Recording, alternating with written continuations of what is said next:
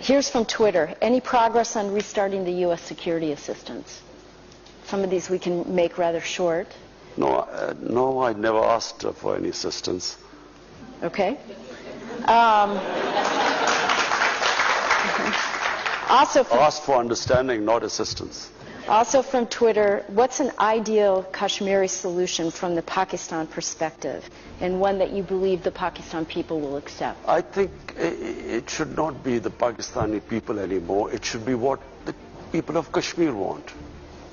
And that really is the only solution. What do the people of Kashmir want?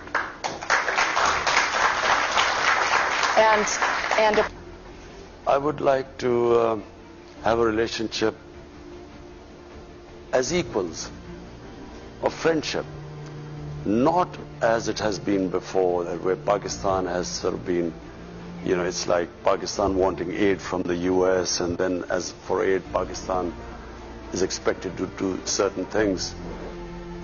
And, you know, someone asked that, will you get this funds? I hate the idea that we would be asking for funds, not US, from anyone. Because aid has been one of the biggest curses for my country. What it has done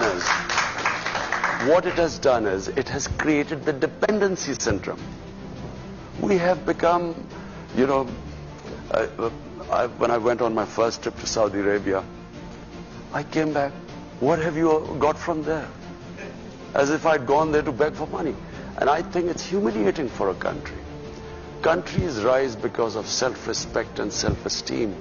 No countries rise by begging and borrowing for money. So my relationship with the US would be, I would like a relationship with, a dignified relationship with the US, where never again should we ever have that humiliating phase.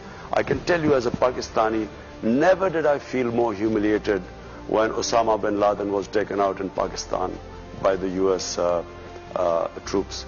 Never did I feel more humiliated, because here was a country which was supposed to be an ally, and our ally did not trust us. So as a Pakistani, for every Pakistani it was humiliating. We never want to be in that same position again. We want to have a relationship of friendship. And it doesn't matter, you know, friend can be rich and the other can not be so rich. But so what? You know, it's about a dignified relationship, and that's what I hope to have with the US.